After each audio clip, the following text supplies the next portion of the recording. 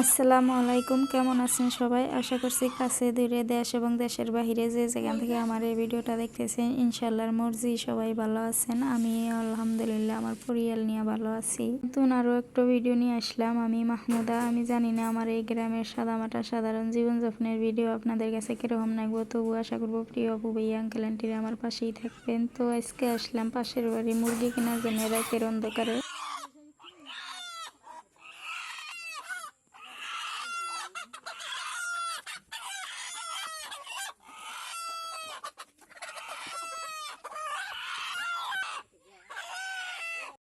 এই তো দুটো মুরগ আমার শ্বশুর কিনলো, এটা বাড়িতে খাওয়ার জন্যে। এই মুরগ দুটো আমার শ্বশুর নিল জব করে খাওয়ার জন্যে। আর আমি একটা ডেহি নিলাম পালার জন্যে। মুরগি নাই যেহেতু বাড়ি, তার এই যে ডেহিটা মানে আমি নিলাম পালমু। তো এখানে এই যে মুরগি মাপা জোপা চলতেছে। তো আজকের ভিডিওটা যদি ভালো লাগে লাইক কমেন্ট শেয়ার করবেন, নতুনরা আমার পাশে থাকবেন, আমার চ্যানেলটা সাবস্ক্রাইব করে বন্ধু হয়ে থাকবেন। তো মুরগগুলা বাড়িতে নিয়ে যায় একটু জব করে রাইতেই রান্না বাড়া হবো। তো সাথেই থাকেন। একদম টাটকা গরুয়া মুরগ, একদম তরতাজা দেশি, লগে লগে কাটা বাচ্চা, চটজলদি রান্দা হবো। আজকে শিলবাটাই মশলা বাইটে একদম হাতে মাখাইয়া অনেক মজা করে। তো সাথেই থাকেন। এই যে আমি শিলবাটায় মশলা বাটতেছি। এখানে জিরা, ধনিয়া, পেঁয়াজ, রসুন, আদা মানে সবই নাগে মাংস রান্ধিতে মশলাপাতি যা যা নাগে আর কি। তো এই যে মশলা বাইটা তুলে নিলাম, পাটাটাও ভালোভাবে দিয়ে নিলাম। পাটা ধোয়া পানি মাংস দিলে ভালো টেস্ট হয়। তো একটু পেঁয়াজও কেটে নিলাম। তারপরে মুরগিটা এই যে জব করে দিচ্ছে, বরফ হয়ে ডিবাইরে ফাল দিয়ে থুইয়া এই যে ঘরে নিয়ে আসলাম বাচ্চার জন্যে।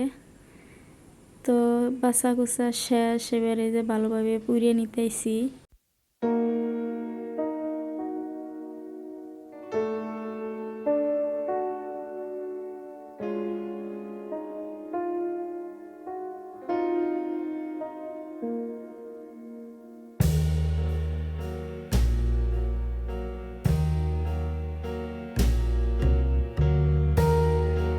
তো পুরিয়া টুইরা আমি ঘরের মধ্যে কাটপার নাছিলাম। তো আপনাদের বাইকে এসে আবার তোমারই সাফ করা নাকবো, কষ্ট হবো, তার জন্য আসলাম বাইরে নিয়ে। এই যে মুরগিটা আমি এবার সুন্দর করে কাইটা নেই। তো সাথেই থাকেন আর আমার কথা এবং ভিডিওর মাধ্যমে ভুল ত্রুটি হলে ক্ষমা সুন্দর দৃষ্টিতে দেখবেন, ছোট বোন হিসাবে মাফ করে দিবেন। এই তো মুরগির কজলা, ফোফরা, তিল্লি আলাদা আলাদা করে পার করে নিলাম।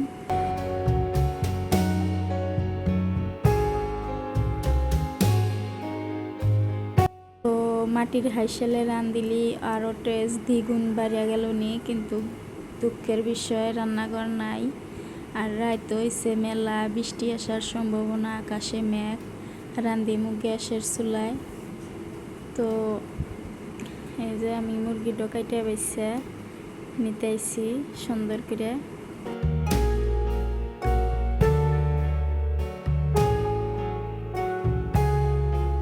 সুন্দর করে মুরগিটা কাইটে বাইসা কলে পাড়া তান খইসা ধুইয়া পানি হুস্তা ঘরে নিয়ে আসি। নিয়ে এসে আবারও ক্যামেরার সামনে এক দোয়া দিলাম। তো এবার মশলাপাতি একে একে দিয়ে দিমু। এই যে নুন দিলাম,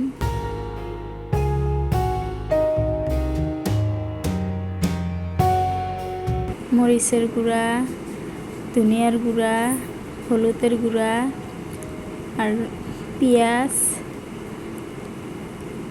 আর এই যে মিট মশলা, এই যে এখানে জিরা, আদা, রসুন বাটা। তো আমার মনে হলো ধনিয়ার গুঁড়া কম হয়েছে, তো আরও আধা চামচ দিলাম। আর বেশি করে মিঠা তেল দিলাম, দিয়ে এবার হাতে সুন্দর করে মাখায় নিমু। মাটির এসেলে রান্ধিলি তো অনেক ভালো হইল নি, খড়ি দেওয়ারও মজা দুই গুণ বাইরে গেল নি। তারপরেও কিছু করার নাই।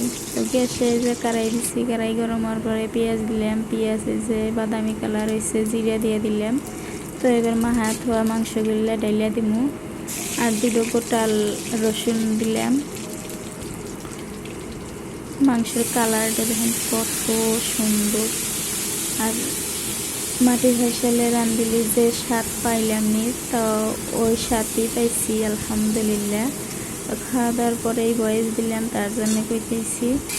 তো সত্যি অনেক মজা হয়েছিল। লোকাল মুরগ, একদম লাল লোকাল মুরগ, খাইতে অনেক মজা হয়েছিল।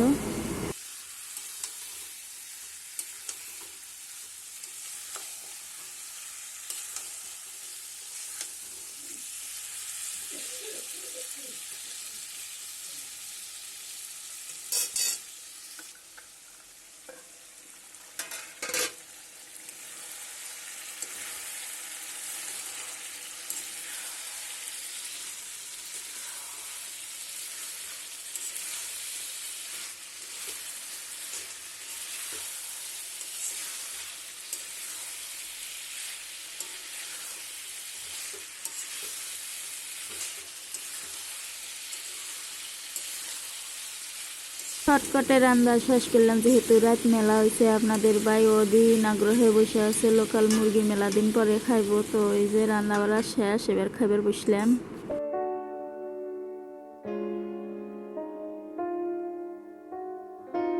এই যে একটা রসুন আমি নিছি, কি মজা। আর এই যে মাংস বেশি নেই, নিজে রান্দা নিজে খাইয়া নিজেই তারিফ করি। আর আজকের ভিডিও এই পর্যন্তই। সবাই ভালো থাকেন, আল্লাহ হাফেজ।